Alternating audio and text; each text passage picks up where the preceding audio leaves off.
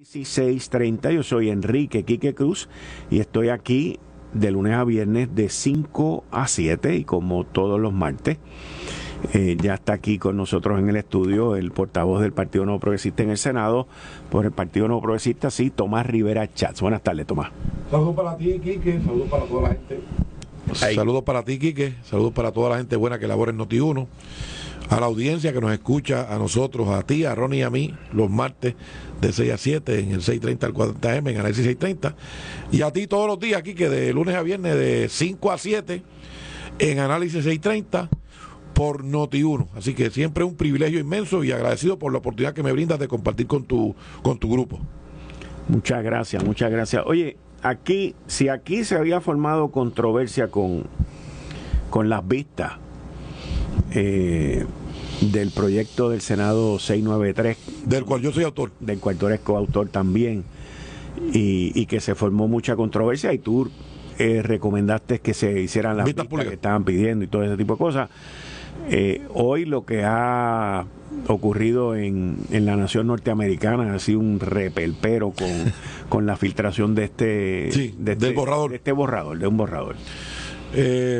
Yo estimo que si es cierto lo que ha trascendido en algunas redes sociales que tiene identificada a la persona, pues que esa persona pues va a tener problemas, ¿verdad? Yo creo que le puede costar hasta el título, ¿verdad? De la manera que yo leo las declaraciones del juez presidente, que las tengo aquí, y las estaba discutiendo ahorita con John Mott, es que el juez Roberts, el juez presidente Roberts, en sus declaraciones escritas, que son básicamente 2 párrafos y una oración, bastante, defiende a capa y espada a todos los empleados, no dice nada de sus compañeros jueces. Ok, mira,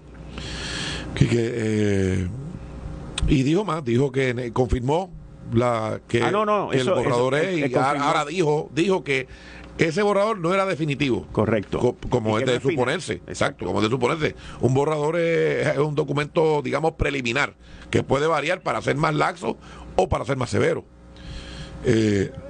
O podría hasta inclusive convertirse tal cual es en el documento final, ¿verdad? Pero mira, aquí ha habido una discusión amplia sobre este asunto y ha habido, ¿cómo te diría? Planteamientos públicos que no son del todo correctos. Y yo quisiera, si tú me lo permites, darte mi opinión. Adelante. Algunas personas entienden que el caso de Pueblo versus Duarte Mendoza, ajá, que es el caso leading, el caso que atendió el tema del aborto allá para los años 80, que se trataba de un médico que fue acusado por haberle practicado un aborto a una joven de 16 años. Había un artículo en el Código Penal que lo prohibía, y entonces para defenderse utilizaron el planteamiento del criterio médico, ¿verdad? Y la fiscalía por su parte decía, no, aquí no hay criterio médico porque usted no había una relación de médico-paciente. Usted le practicó un aborto en Dache y se acabó. Y hubo pues amplia discusión. Finalmente el Estado no probó el caso criminal, y en un tribunal supremo compuesto por 8, en aquel momento eran 8, el juez ponente, que era el juez Martín, plantea, ¿verdad?, cuán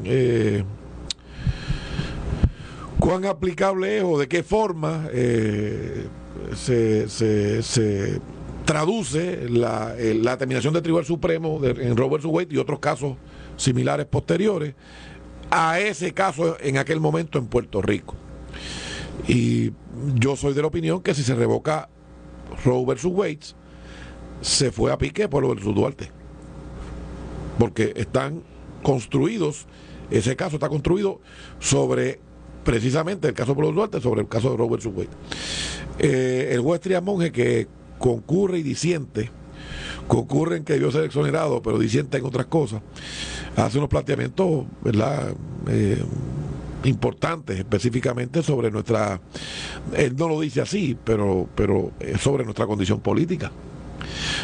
Para que la gente tenga una idea aquí, que en el caso de Luisiana, que se discutió hace un tiempo atrás, que es el caso de los jurados, terminó teniendo impacto en Puerto Rico. Así que si Roe vs. Wade perdón, es revocado, quiere decir que los estados pueden regular. Correcto. Y entonces serían los abortistas, los que favorecen el aborto, los que estarían buscando legislación, porque si se revoca Roe vs. Wade, en el Código Penal del 2012 hay una disposición que tipifica como delito el aborto.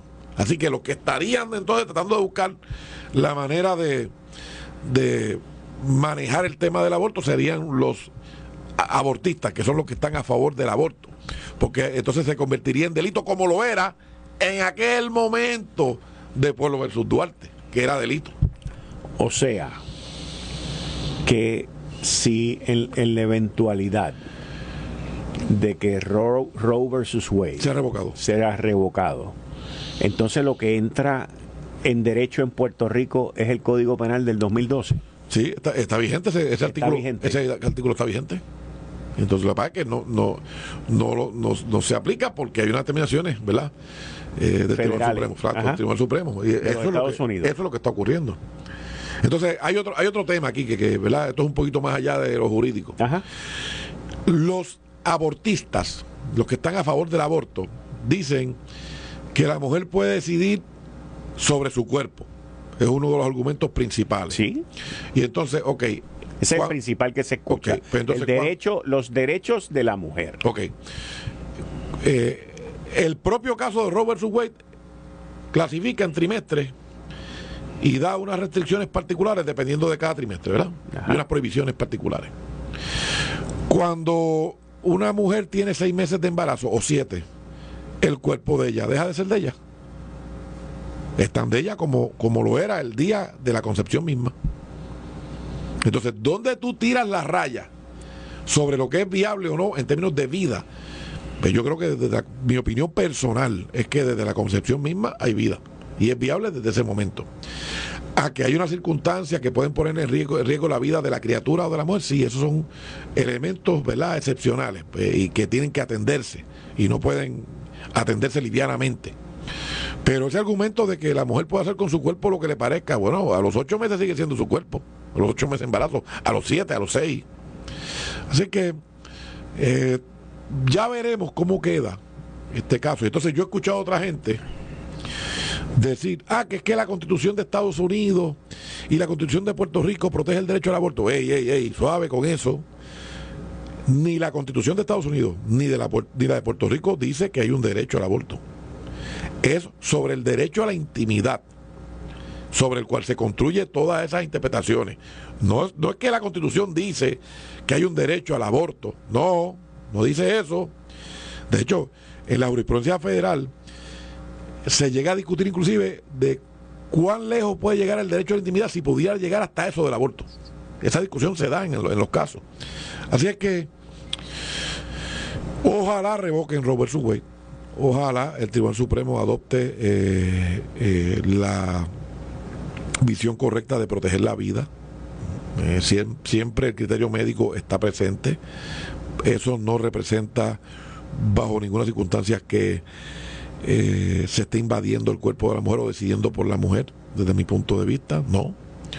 El criterio médico está ahí y hay circunstancias donde hay, ¿verdad?, que tomar decisiones médicas. La hay, eso es innegable también. Pero algunos sectores de los abortistas, de los que son a favor del aborto, lo hacen festinadamente y no es correcto desde mi punto de vista. Esa es mi opinión muy personal. Yo con lo más que tengo problema en esta decisión de llevarse a cabo es que esos 5 jueces que votaron a favor, los 5 jueces que votaron, supuestamente han votado a favor. Lo del caso era lo del borrador. Sí, lo del borrador. Sí. Los supuestos 5 jueces, todos pues de línea republicana conservadora. El problema que yo tengo es que esos 5 jueces, sí, en vistas públicas para su confirmación, dijeron que respetarían Roe versus Wade, que es el Estado de Derecho, que esto y que lo otro. Y ahora vinieron allí y cambiaron. Ese es el problema más grande que yo tengo en esta situación. Bueno, Quique, lo que ocurre es, yo entiendo tu punto, es más que válido. Es lo único. Porque lo que me corrige si me equivoco, lo que estás planteando es que no fueron del todo honestos. ¿No fueron honestos?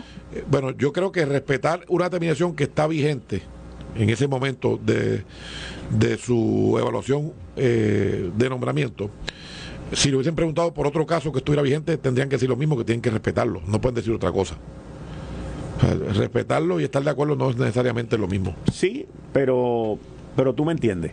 Yo te entiendo. O sea, y la contestación se da dentro de un marco donde hay unos criterios, ¿verdad? Sí, porque tú tienes esta gente fueron al Senado, se sentaron allí, y esa es la pregunta para todo nominado. O sea, acá también lo hacen, Pues eso es lo que te digo, y entonces de momento... Quique, y curiosamente, cuando Pueblo versus Duarte eran 8 jueces, y ahora el Tribunal Supremo tiene 8 también.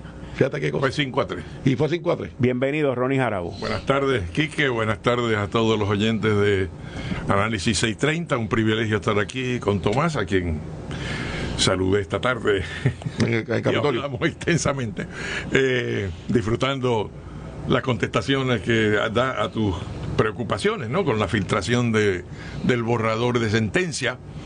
Yo coincido con Tomás en la apreciación de que en el momento en que estos jueces fueron confirmados, que es lo que tú preguntas, ¿no?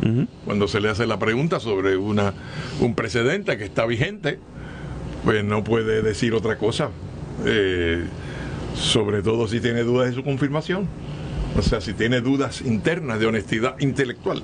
Pero el proceso de revisión judicial es un proceso vivo. Surgen nuevas cosas, surgen nuevos argumentos. Hay una mayoría conservadora en ese Tribunal Supremo de los Estados Unidos. No está Scalia ya, pero está Alito y está Kavanaugh y está Gorsuch, o sea, realmente. Y no nos olvidemos de Thomas, que es un originalista, que le gusta la cosa tan estricta como eran originalmente en la Constitución, como se pensaba hace 2 siglos. Inamovible.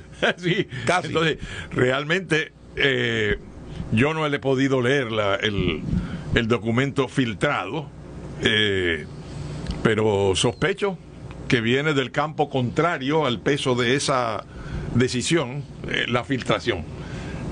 Porque el que... Tú dices del ala liberal. Bueno, sí, liberal o anti la revisión de Roe vs. Wade, como tú le quieras. Sí, las etiquetas son peligrosas en esto. Sí, sí. Pero porque eso va a formar como decimos acá en puertorriqueño, un reperpero, un revolú en la nación americana de protestas y piquetes. Bueno, el presidente tuvo que hablar, Biden. Sí, todo el mundo. Es más, lo usó de gancho político, de que hay que elegir senadores que crean en la decisión de la mujer, ¿no? El pro-choice, como llaman allá, versus pro-life. Así que esto es un asunto bien divisivo, socialmente, políticamente, en Estados Unidos y en Puerto Rico. Pero indudablemente, si esa es la posición del tribunal, cuando llegue el rebote aquí, que es lo que decía Tomás, habrán también 2 posiciones. La posición de que piensan que el caso principal, el caso Duarte, Pueblo versus Duarte, está basado en Roe versus Wade, y otros que piensan que no, que está basado en nuestra Constitución, en su derecho a la intimidad, según se consagra en nuestra Constitución. Que algunos la ven como más amplia que la Constitución Federal en cuanto al derecho de intimidad. Y por lo tanto argumentaría, me parece que casi el gobernador insinuó eso en sus comentarios esta tarde, insinuó en su reacción que él ve un fundamento constitucional en la Constitución de Puerto Rico, por su visión del derecho a la intimidad, y que no habría problema, piensa él, ¿verdad? Tomás te está planteando un asunto distinto, está planteando si se basó en Roe versus Wade versus las opiniones de los concurrentes disidentes que querían basarlo en el derecho puertorriqueño. Yo tengo que releer eso. Ajá. Para ver cómo hilaron del fino, porque ahí había mentes de verdad, sí, de una estatura admirable, ¿no? Para ver si es como dice Tomás, de que quedaría esto tabula rasa, porque no aplica Roe versus Wade, y ese es el fundamento, piensa él, de Pueblo versus Duarte, versus los que dicen, no, Pueblo versus Duarte se sostendría como la regla del Estado y no habría que legislar otra vez. Pero coincido también en lo que él dice, que si esto es lo que viene, además de otra insinuación que hay en algún punto en el documento filtrado, ¿no? Sobre otras cosas bien controversiales también que se han hecho. Alito es jurídicamente lo que está haciendo es un revisionismo total. Claro, va a revocar un caso, ¿verdad? Cuando tú vas a revocar un caso, eso es como cuando Brown versus Education en el 1954 ibas a revocar el precedente que sostenía que las facilidades separadas eran iguales a efectos de la segregación. Ajá. En las escuelas. Pues tú tienes que barrer el campo, ¿no? Pero para barrer el campo, Alito tiene los argumentos, ¿no? De que erraron en Roe versus Wade en 1973 al hacer la interpretación y la construcción y el andamiaje en que todo se ha basado aquí, ¿verdad? En el derecho, en el derecho de la persona versus el derecho de los estados. Bueno, en los estados es que no debe ser el gobierno federal que imponga la solución. Correcto, eso mismo. Pero fíjate. Ahora mismo el gobernador de Oklahoma acaba de firmar una ley de 6 semanas. Ay, pues. 6 semanas. Permíteme leer un pedazo del caso de Pueblo del Duarte, si me permiten, breve. Adelante. Sí. Mira, aquí que dice en esa opinión de la Corte, o de la mayoritaria, sí. En una de las partes dice, tal como dijéramos en Aponte Martínez versus Lugo, sería iluso pensar que el Tribunal Supremo de los Estados Unidos no insistiría en que se protegiesen en Puerto Rico los derechos constitucionales fundamentales de los ciudadanos de los Estados Unidos. Así es. Así pues, nuestra tarea consiste en delinear con la mayor precisión posible la doctrina que se ha esbozado en la jurisprudencia federal con respecto a este tema para someter luego nuestro estatuto a su rigor, a rigor de esa determinación. Ajá. Y determinar si el mismo está en armonía con la norma constitucional proclamada en dicha jurisprudencia. Así que, en efecto, la mayoritaria está diciendo, ese estatuto del Código Penal, nosotros tenemos que ver si está a la luz de la regla nacional, la regla federal. Ese es mi argumento. Claro. Pero puedo entender lo que plantea Ronnie, que habrá gente que diga otra cosa, pero no hay duda de que la mayoritaria dice eso. O sea, dice, sí. El estatuto penal por el cual le imputan un delito al médico que es estatal, yo lo voy a medir contra la regla federal. Contra la regla federal. Y el criterio era el criterio médico. Y fíjate, Quique, que la fiscalía en el caso de ese que en aquel momento planteaba, mire, usted no puede plantear aquí criterio médico porque ese médico no tenía una relación de médico-paciente con la niña de 16 años. Claro. Aunque la niña, los padres sabían y habían consentido.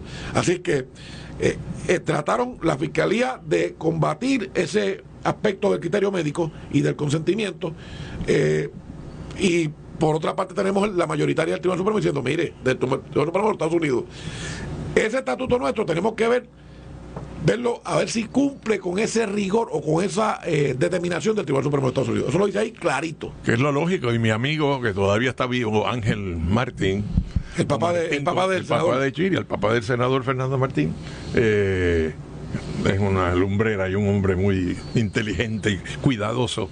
En su escrito lo demuestra. Ahí no hay duda. Así que yo no creo que se le fue esa la posibilidad. Pero de todas maneras lo que Alito está haciendo es revolucionario y va a crear una situación. Por eso ya están las exhortaciones a legislar, por ejemplo, porque no hay una solución nacional. Entonces, si esto va para los estados, de hecho, cada estado va a tener su propia solución. Esa es la consecuencia aquí. Imagínate la fragmentación del criterio. Eso es lo que acaba de hacer Oklahoma, pues 6 semanas. Sí, pero eso no puede ser. Eso no, yo estoy claro. Y habrá otros que lo van a hacer ilegal. No, sí, completo. Si tú le quitas la regla, ¿no? Pues yo decidí por mí, mi política pública es que esto es ilegal y que va en contra de la vida y que hay una vida ahí desde la concepción. No digo ya de las 6 semanas o las 22, ¿no?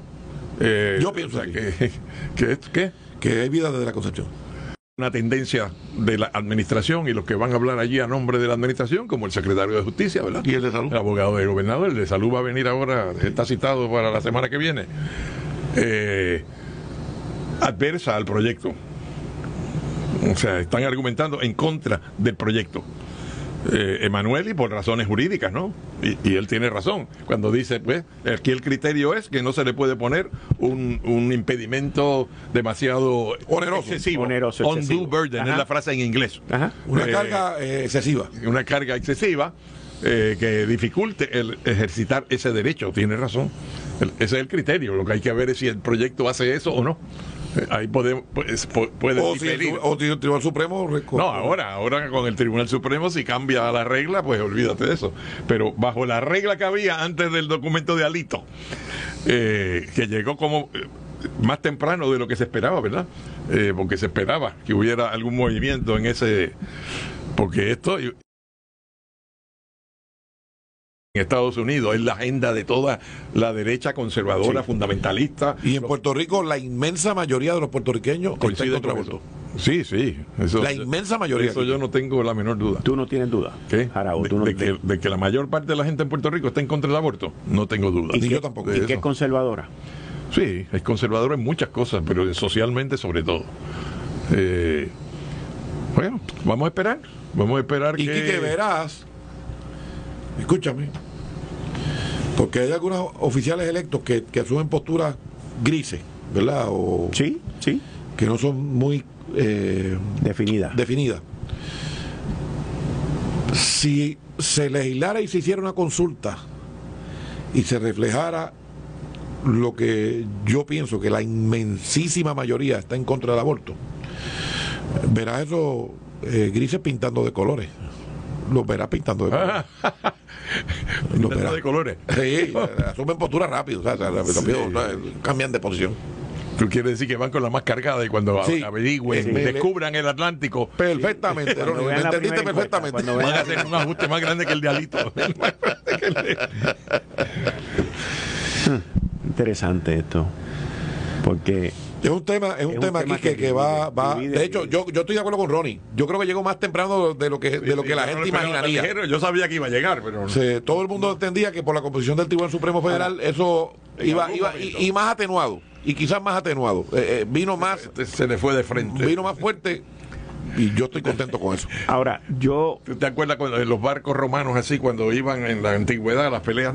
Sí, yo recuerdo. Sí. El ram, que te iba a llevar por el medio para partir el otro. Eso era parte así le fueron a Roe versus Wade. Ahora, cuando regresemos, yo quiero que ustedes dos me analicen el efecto político de esto que está ocurriendo ahora sobre el Partido Demócrata y el Republicano en las elecciones de medio término en noviembre, que son ahora.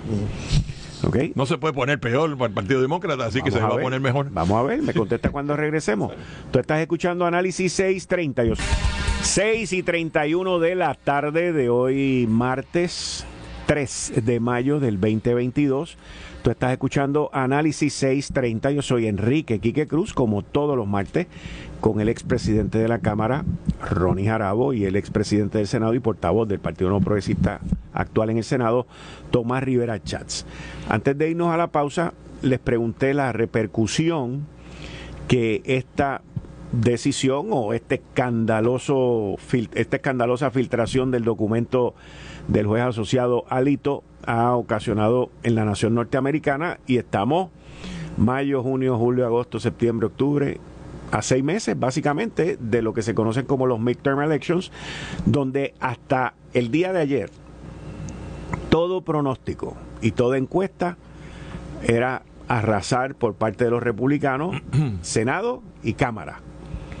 Y ahora de momento, inclusive hubo una encuesta que salió este fin de semana que le había dado unos puntitos de recuperación, pero no mucho, porque el tipo está bien abajo, al presidente Biden. Ahora, lo primero que él hace es que convoca y que hay que moverse, y lo primero que hacen los gobernantes republicanos es empezar a firmar leyes restringiendo aún más el aborto de lo que se está discutiendo aquí. Mississippi son 15 meses. Sí. Entonces, ¿qué efecto ustedes entienden que esto tendría en las elecciones de medio término en noviembre? Para el abogado, está a punto de un naufragio, de irse a pique. Es una oportunidad. Y él la aprovechó. Si va a ser suficiente como para revertir la inclinación electoral que se veía ya, que se vislumbraba, más o menos seguro en la Cámara, más o menos probable en el Senado, ¿no? Tú dices que hay una encuesta reciente donde le daban Una pequeña recuperación. Sí. Los dos cuerpos a los republicanos. Sí, por eso. Sí, a los republicanos. Eso no es anormal en la política americana. No es anormal. Eso ha sugerido, sí. Surge continuamente, ¿no? Pero este es un presidente que probablemente no va a la reelección. De hecho, esa fue su postura durante la campaña, que casi equivale a un lame duck, ¿verdad? Como le llaman allá, al que no puede ir a la reelección. Que entra en crisis, que tiene una división en el Senado, encima que tiene un empate, pues tiene una división con el senador Manchin y la senadora de Arizona, que le quita los votos clave para lograr que la vicepresidenta pueda votar, y sería el voto decisivo, y no ha podido aprobar la legislación fundamental de su agenda. Así que tiene problemas. Su proyección de su área de fuerza, que era la política internacional, por su experiencia en eso, tanto como senador como vicepresidente de Barack Obama durante 8 años, pues no se ha distinguido tanto como la gente esperaba. Yo creo que las expectativas en ese campo eran muchísimo más. Así que ahora que quizás se ve algún aleteo económico, alguna recuperación económica, y eso le va a dar los puntos de recuperación, eso que tú dices, ¿verdad? Pero marginales. Ve esto, que este es un asunto que apasiona a los americanos. O sea, por esto han matado gente, ¿sabes? Han puesto bombas en las clínicas de aborto. O sea, allá es una cosa pasional, peor que aquí. Muchísimo peor que aquí. O sea, al plantearse esto de esta forma y ser inminente el cambio, él lo aprovecha. Y yo creo que va a beneficiar al Partido Demócrata. ¿Cuánto va a beneficiar? Pues ahí no podemos. En algunos estados va a beneficiar más que en otros, ¿verdad? Porque claramente es un estado súper conservador, republicano, siempre republicano, pues esto. Pero en términos de movilización. Quique, mira, bueno, eso él lo va a utilizar para exhortar a la participación. Y en Estados Unidos no se participa como aquí en Puerto Rico, ¿verdad? Hay una cierta frialdad. Pero yo creo que este tipo de cosas puede aumentar la participación, y van a votar entonces un montón de jóvenes, mujeres, las minorías reprimidas, que esto va a hacerle daño, como se dice aquí también ahora en el debate aquí, a los pobres que no van a tener acceso al aborto, etcétera, etcétera, etcétera. O sea, esto va a ser una cruzada nacional, un yihad. Lo de los pobres fue parte del planteamiento que llevó al Senado el secretario de Justicia, Domingo Emanueli. Claro. De la carga que ustedes están mencionando con los pobres. Es real. Sí, eso es real. Me parece que ese fue un planteamiento verídico y que hay que escuchar. Así que vamos a ver. Puede ser un game changer, dicen allá. ¿Cómo es? Sí, que cambia el juego. Yo soy de la opinión que Biden no es capaz de ser líder de nada. O sea, yo no creo que la expresión... Que no es salvable. Pero él no va a la elección. Son sus legisladores. Entiendo, pero a lo que me refiero es que el planteamiento que él hace, que es un llamado, que es una convocatoria, no va a ser lo suficiente para nadie. O sea, tiene que haber otras voces que la gente sienta más afinidad que la que tienen con su propio presidente de los Estados Unidos, ¿verdad? Para que haya esa reacción que Ronnie sugiere que puede darse, que podría darse. Así es que, de nuevo, Quique, fíjate que muchos estados han estado restringiendo, y me parece que Biden no tiene esa capacidad de convocar, así que tendrán que venir otras figuras, quizás de la sociedad civil, a hacer el reclamo. Y van a verla. Entonces, pero creo que el problema no va a ser el mensajero, que es Biden, ¿verdad? En este caso, para la exhortación, es el mensaje. O sea, es el asunto que apasiona, es el toque de alarma. Tú sabes, aquí están en peligro los derechos reproductivos de la mujer, el derecho de la intimidad, el acceso a la salud seguro, el acceso seguro a la salud, porque lo que está pasando, como dice la legislación que han estado firmando los gobernadores republicanos en estados donde hay mayoría legislativa republicana, pero eso ha estado en esos mismos estados levantando a un votante que normalmente no se involucra en estas cosas, no le interesa la política, pero cuando le hablan de los derechos reproductivos, entonces sí. Ay, sí. Así que es impredecible ahora mismo, qué va a ocurrir, hasta cuándo va a llegar la reacción, pero de que va a haber una reacción, Te pronostico marchas, protestas, piquetes, escritos, intenso, comparecencias, de todo. Cruzada nacional. Volviendo entonces, trayendo a un tema local, ¿cómo, Ronnie, tú ves que salió la pava de la reunión de la Junta de Gobierno? Pues salió muy bien. Yo había pronosticado aquí que las aguas cogerían su nivel, que el presidente Dalmau estabilizaría su liderato, su control de esa Junta de Gobierno. Él tuvo una reunión que increíblemente se mantuvo bastante secreta en preparación a la reunión de la Junta de Gobierno con los exgobernadores y para ver dónde iba a estar parado cada cual, ¿verdad? Y la reunión fue larga, fue de 6 horas, todo el mundo pudo hablar y decir lo que quería, hacer las protestas, pero las propuestas de Dalmau se aprobaron por unanimidad en la Junta. O sea, todo lo que estaban pronosticando, la Junta le cuesta la presidencia a Dalmau, tal y cual, lo van a sacar, le van a pedir la renuncia. Fallaron malamente. O sea, lo que ha ocurrido es que se ha fortalecido el liderato de Dalmau y las controversias que dieron lugar a que se le bombardeara y que se le criticara, pues han también menguado, ¿verdad? Ya las aguas cogen su nivel, dije yo. Y ahora pues tienes un partido de oposición con un liderato fuerte en Dalmau. Los que estaban pronosticando la desunión del Partido Popular y tan divididos y esto y lo otro, se quedaron sin nada. No sé qué van a pronosticar ahora, ¿verdad?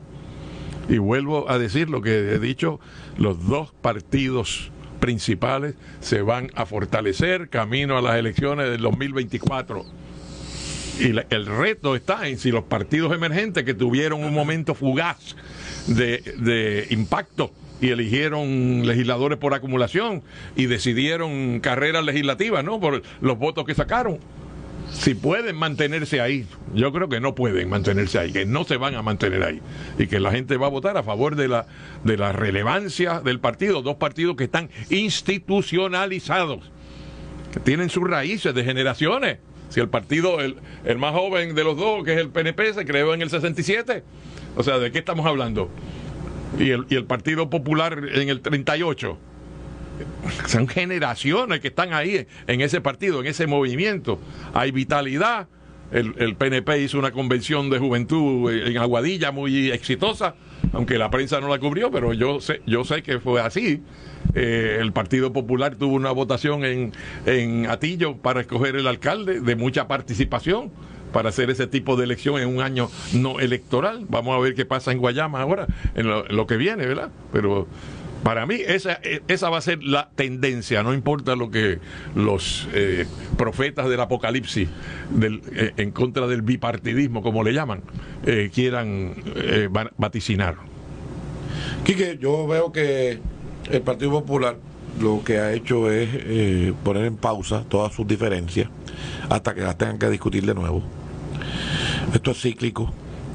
El Partido Popular hoy carece de una figura que la gente identifique como el líder, el potencial líder de cara al 2024.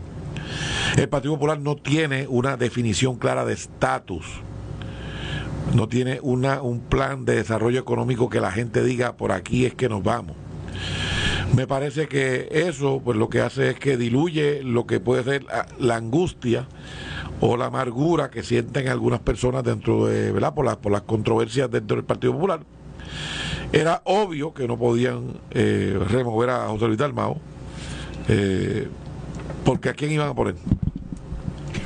Nadie, no hubo voluntarios. ¿A quién iban a poner? De hecho, creo que hasta el presidente de la Cámara lo sacaron de la Junta de Gobierno, o salió del organismo.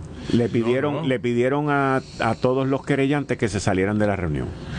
Así es que, de nuevo, para facilitar el diálogo sobre lo que estaba planteado allí. Sí, así que eso es lo que yo veo dentro del Partido Popular. No veo una figura, no veo que haya cohesión, no veo que haya un mensaje hay mucha disonancia dentro del Partido Popular. No veo. Creo que en el caso de la elección de Guayama, que va a ser pronto, el sábado, este issue de la pava, de la pelea que ha habido va a incidir en esa elección.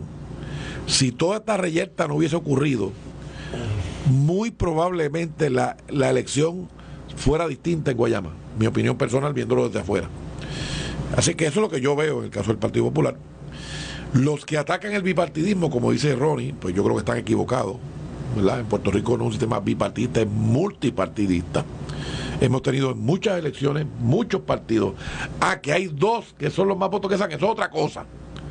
Eso es otra cosa. No es que solamente hay dos partidos, es que hay varios partidos, pero dentro de esos varios hay dos que dominan, ¿verdad? Que se alternan en el poder. Y que tienen tienen mayor arraigo en el electorado. Claro. Eso es un hecho irrefutable. Entonces, cuando tú miras los otros que se excluyen del bipartidismo, pues no tienen una agenda legislativa que impresione, ¿verdad? Que hayan dicho, llegamos aquí, presentamos legislación y fuimos la diferencia. Por el contrario, tienes el caso de la representante Nogales, que es un escándalo, que tal parecería que en Victoria Ciudadana quieren que todo el mundo explique menos Nogales. Ellos quieren que explique Miguel Romero, que explique, pero Nogales no.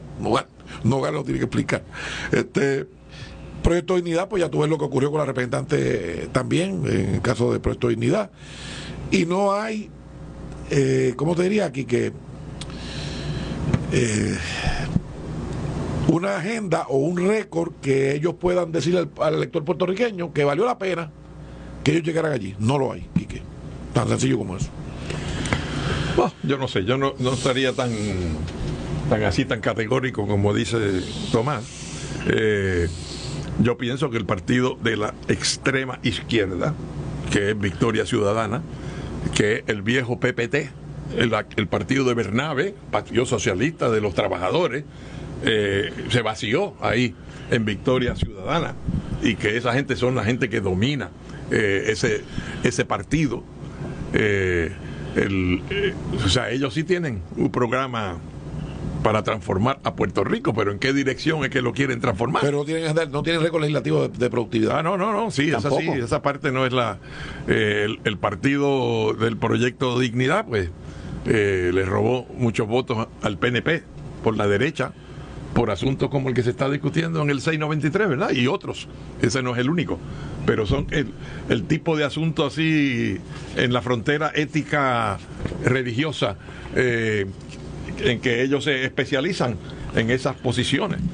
A los dos partidos políticos principales, pues se le pueden aplicar las críticas que le hizo Tomás al Partido Popular. Alguna gente piensa, por ejemplo, pues que la administración Pierluisi todo lo que propone tiene que ver con distribución de fondos federales, pero no tiene un plan claro económico, de desarrollo económico, ni cómo sería en la estadidad, ni siquiera eso, que hace años se lo pedía yo a Pedro Pierluisi cuando era presidente del partido por primera vez, ¿no? Lo que había que explicarle al pueblo, la viabilidad económica de la estadidad, no meramente las cosas políticas que son obvias, ¿verdad? Y la igualdad de beneficios, no meramente eso. Y nunca se hizo. Bueno, Ronnie, o sea que yo discrepo de ti porque la estadidad ganó. Sacó el 53% de los votos. Así que la pero eso clara. No es. Los que están cada día con menos votos son ustedes. O sea, no me expliqué bien o tú no me entendiste. Oye, la estadidad ganó. Pero 53% en la elección del 2020. No se está discutiendo eso. Por eso. Si alguien no lo está discutiendo yo. Si están votando por la estadidad porque la entienden. Y porque el mensaje está llegando. Claro. Cuando llegue el debate más fundamental sobre estos asuntos, tiene que estar clarita las cosas para que los otros 47.5 que votaron no, y que no necesariamente es porque quieren la independencia, como piensan allá en Washington muchos, ¿verdad? Que fue un voto rechazando la estadidad porque quieren la soberanía política. Pero eso hay que aclararlo también. Que la pongan en la papeleta y que la apoyen. Está bien, vamos a ponerla en la papeleta precisamente. Sí. Eso fue lo que usted no quiso discutir el otro día. No, pero yo se lo planteé aquí. Pero lo estoy discutiendo, pero lo estoy planteando ahora, porque el próximo tema es las conversaciones, los acuerdos y las declaraciones que tanto Nidia Velázquez como Jennifer González han hecho de que están cerca de un consenso. El círculo cuadrado. Ajá. Bueno, sí. Quique, es tan sencillo, vuelvo y te repito. Esa pausa que luce o que quieren hacer ver los populares va a durar hasta que tengan que definir el ELA. Y si por casualidad, yo no estoy anticipando, ¿verdad? Yo no estoy anticipando, pero si por casualidad. Tú estás queriéndolo, tú estás añorándolo. No, eso ya ellos, ¿verdad? Pero si por casualidad Nidia Velázquez pacta que el ELA no puede estar, yo creo que van a decir los populares. Porque ellos han estado diciendo que Nidia es su portaestandarte. Si por casualidad. ¿Quién dice que Nidia es el Bueno, muchos dentro del Partido Popular, muchos del Partido Popular han dicho que el proyecto de Nidia Velázquez es mejor. Y si ella negocia un proyecto que no tiene ELA, yo creo que van a decir. ¿Verdad? Yo no sé si eso va a pasar. Es que eso está claro, pero eso es que está claro que Nidia Velázquez ha cambiado mucho. ¿Así? Hace tiempo que yo no hablo con ella, ¿verdad? Yo creo que hacía tanto tiempo que cuando llegó aquí yo estaba despidiendo el dedo de Hernández Colón en la rotonda. Dijo, ¿quién es ese? Preguntó. Pero yo la conozco. Por eso, pero Ronnie, eso es movimiento del Partido Popular. Ha cambiado aquí mucho, me parece a mí que para poder armonizar dos proyectos tan contradictorios como los de Nidia Velázquez y Alexandra Ocasio Cortés. Y el proyecto de Jennifer y Darren Soto. Alguien va a tener que ceder mucho, ¿verdad? Yo no sé qué está dispuesta a ceder Jennifer, pero obviamente el asunto de la convención de estatus versus la votación directa no es negociable para el PNP. Tiene que ser votación directa. Correcto. O sea, tiene que ser un plebiscito. Bueno, no vamos a elegir una convención de estatus y entonces Jennifer, yo me atrevería a pensar que estaría de acuerdo con que la colonia no es opción. Lo que pasa con eso se le forma, como dijo Ronnie ahorita, otro repelpero a los populares allá en la colectividad. Eso es lo que tú sueñas con eso. No, yo no sueño eso. Yo estoy pensando, semana, hasta pena me da contigo, que te tengo tanto aprecio verte. No te dé pena, en confianza.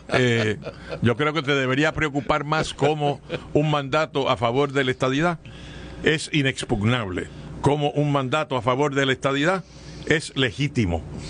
Y el proceso que se diseñe debe ser inclusivo, aunque tú no estés de acuerdo en que figure ahí en la papeleta el ELA, para proteger la legitimidad del mandato que es Casablanca y los comités que se han creado los que no quieren el ELA. Lo han dicho que no, el Departamento de Justicia ha dicho que se afecta la legitimidad si no está el status quo.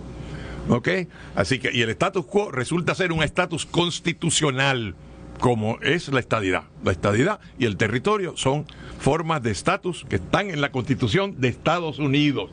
Así que no se puede de un plumazo, porque uno diga, este es parte del problema, no puede ser parte de la solución, decir, no, el ELA no va a estar ahí.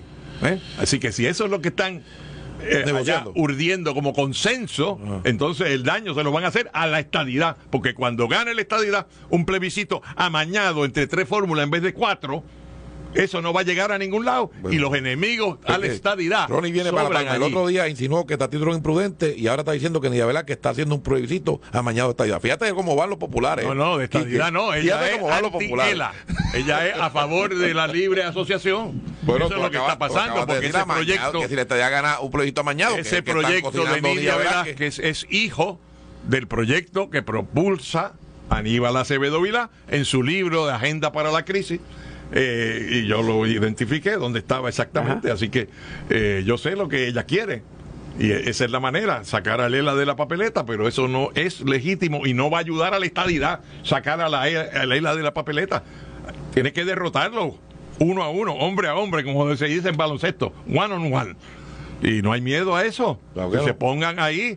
Y también hace falta un mandato para aclararle allá que el pueblo de Puerto Rico favorece la unión permanente con Estados Unidos versus la soberanía política nacional. Ya lo han dicho 3 veces, Ronnie. Sí, lo he dicho y lo voy a seguir diciendo muchas veces. No, tú no, me decir que el pueblo de Puerto Rico ha dicho 3 veces. Ha votado no, pero lamentablemente los resultados de los plebiscitos que ha habido en 2012 y en el 2017 han sido cuestionados por la oposición.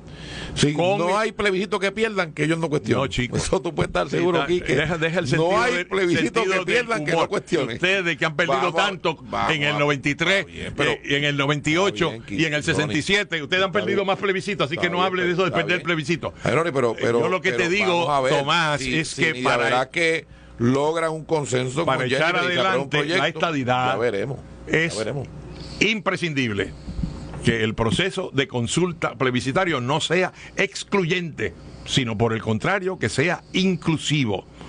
Es imprescindible que nadie pueda cuestionar la legitimidad del mandato. Estoy poniéndome del lado tuyo para proteger el mandato a favor de la estadidad. No. Eso de que nadie pueda cuestionar, porque ustedes tienen cuestionamiento entre ustedes mismos. Así que el mandato tiene que ser claro y contundente, como ha sido en 3 ocasiones a favor de la estadidad. Y ya veremos lo que va a ocurrir. Eso no lo reconoce, por eso no ha llegado a ningún lado. Si lo reconocen. Si sigues haciendo las cosas como decía Einstein, de la misma manera, va a tener los mismos resultados. Estamos en el atolladero aquí, y lo más probable es que precisamente y Jennifer no lleguen a ningún acuerdo. Eso es lo más probable. Esa teoría de Einstein que tú acabas de... es precisamente la cuestión popular donde están desapareciendo. No. Por eso es que Tatito dice que llegan tercero, el de Cagua no quiere correr, el de Camuería tampoco. Tú lo glorificas en un momento y no lo estoy glorificando. Es lo que yo no estoy glorificando, yo estoy diciendo... Citarlo como una autoridad también. No lo estoy citando, yo estoy diciendo lo que ha sido la expresión de él y otros líderes del Partido Popular. Pero que eso consta en el récord partidista. Ahora estamos hablando de cosas que van por encima de... Por eso, pero si tú no tienes un partido que defienda a Lela, ¿qué queda? Okay. Si no tienes un partido que defienda, ¿qué queda? La pregunta. Lo importante es que usted defienda la estadidad y defienda el posible mandato que surja de una consulta como esa, para que podamos salir del atolladero, ¿verdad? Si va a ser la estadidad, pues que sea la estadidad, pero que los que están allá, por lo menos allá, los que están prejuiciados al decir que salimos de atolladero, está reconociendo que Lela es un atolladero. Está reconociendo el atolladero del estatus. Poco a poco. El atolladero del dilema, Tomás. El atolladero de que vota a la gente y no pasa nada, como votaron en el 67 a favor de Lela y no pasó nada, como votaron en el 93 a favor de Lela y no pasó nada, como votaron en el 2012 a favor de la estadidad y no pasó nada, y en el 2017 a favor de la estadidad y no pasó nada. Ustedes quieren que no siga pasando nada, se les va a pasar el cuatrienio ahora y con un mandato del referéndum, estadidad sí o no, y todavía no pasa nada. No se cansan, es hora que se cansen. Vamos a buscar un nuevo camino para que el mandato se obedezca,